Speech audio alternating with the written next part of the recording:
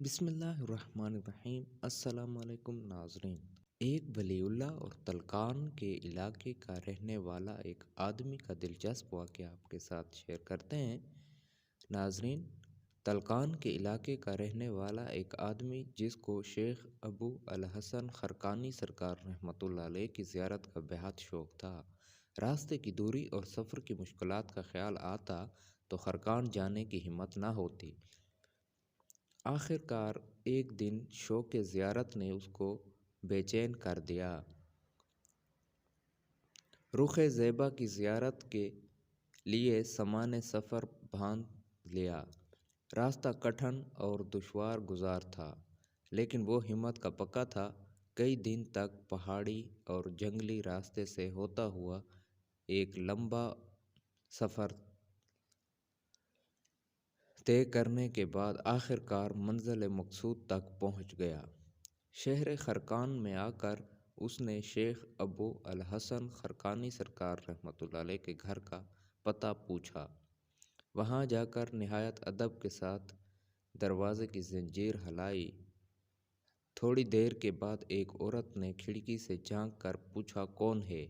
اس نے جواب دیا، میں حضرت شیخ ابو الحسن سرکار رحمۃ اللہ علیہ کی قدم بوسی کے لیے تلقان کے شہر سے حاضر خدمت ہوا ہوں۔ اس عورت نے کہا، واہ میاں واہ، درویش، بھلا یہ بھی کوئی مقصد تھا جس کے لیے تو نے اتنا لمبا اور کٹھن سفر طے کیا؟ معلوم ہوتا ہے تو نے دھوپ میں اپنی داڑھی سفید کی ہے۔ تمہاری عقل و دانش پر رونے کو دل کرتا ہے۔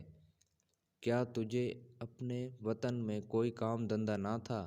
عقیدت مند یہ ماجرا دیکھ کر ہکا بکا رہ گیا اور اس کی آنکھوں سے آنسو آنے لگے۔ تاہم اس نے ہمت کر کے پوچھا کہ حقیقت حال کچھ بھی ہو یہ تو بتائیے، شیخ سرکار رحمۃ اللہ علیہ ہیں کہاں؟ چونکہ وہ عقیدت کا ہاتھ تھام کر آیا تھا اس لیے خاموش رہا۔ خاتون نے جواب دیا، ارے وہ کہاں کا شیخ اور شاہ بن گیا، اس نے تو دھوکے کے جال بچھا رکھے ہیں، تجھ جیسے بے وقوفوں کو اپنے ولایت کے جال میں پھانستا ہے۔ اب بھی وقت ہے، جہاں سے آیا ہے الٹے پاؤں واپس چلا جا، ورنہ اس دغاباز کے چکر میں پھنس کر تباہ و برباد ہو جائے گا، نہ دین کا رہے گا نہ دنیا کا۔ وہ بڑا حضرت ہے، اس کی زبان اور آنکھوں میں ایسا جادو ہے کہ اچھا خاصا عقل مند بھی اس کے دھوکے میں آ جاتا ہے۔ بھلا نبی صلی اللہ علیہ وسلم اور آپ صلی اللہ علیہ وسلم کے اصحاب رضی اللہ تعالیٰ عنہم کا یہی طریقہ تھا۔ ان جیسے لوگوں نے تو تقویٰ اور احکام شریعت کو پس پشت ڈال دیا ہے۔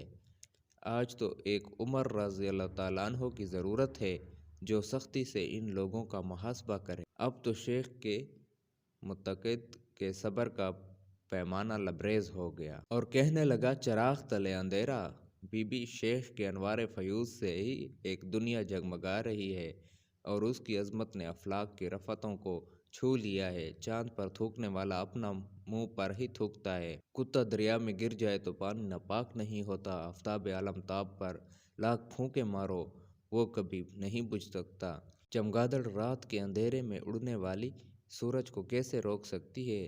غرض درویش نے شیخ کی اہلیہ کو ایسی کھری کھری سنائی کہ وہ اپنا سا منہ لے کر رہ گئی۔ وہ آدمی وہاں سے نکل کر شہر کے لوگوں سے شیخ کا پتہ پوچھنے لگا۔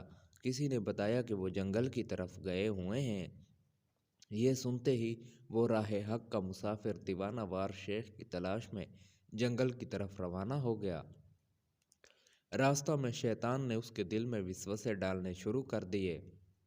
سمجھ میں نہیں آتا آخر شیخ صاحب نے ایسی بیہودہ، بدتمیز، زبان دراز عورت کو اپنے گھر میں کیوں رکھا ہے؟ عجیب معاملہ ہے، یہ میاں بیوی آپس میں کس طرح زندگی گزارتے ہوں گے؟ ایک آگ ہے اور دوسرا پانی، ان میں محبت کیسے ہو سکتی ہے؟ ایسے وسوسے آتے بیچارہ گھبرا کر لاحول پڑتا اور کانوں کو ہاتھ لگاتا۔ شیخ کے بارے میں ایسے خیالات کو دل میں جاگزیں کرنا نادانی ہے۔ انہی سوچوں کا تانا بانا بنتا چلا جا رہا تھا کہ آخر دل نے کہا کہ اس میں بھی کوئی بید ہوگا۔ کہ اس میں بھی کوئی راز ہوگا۔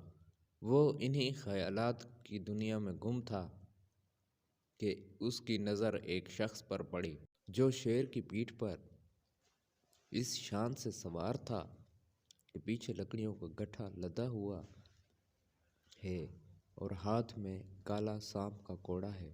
عقیدت مند سمجھ گیا کہ یہی حضرت شیخ ابو الحسن خرقانی سرکار رحمۃ اللہ علیہ ہیں۔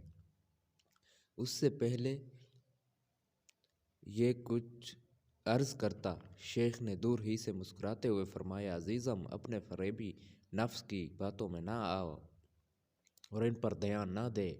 ہمارا اکیلا پن اور جوڑا ہونا نفس کی خواہش کے لیے نہیں ہے، اللہ عز و جل کے حکم کی تعمیل کے لیے ہے۔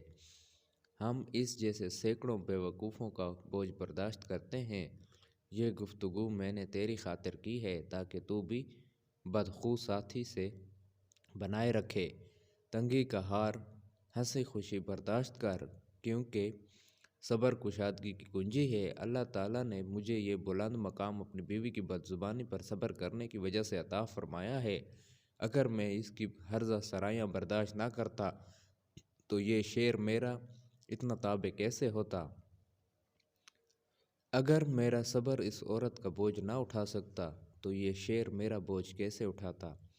دوستو، انسان کو ہر حال میں راضی برضا الہی رہنا چاہیے اور صبر و شکر سے کام لینا چاہیے۔ صبر کرنے سے ہی اعلیٰ مقامات عرفان حاصل ہوتے ہیں۔ جلد ملتے ہیں، اپنا بہت سارا خیال رکھیے گا۔ اللہ نگہبان۔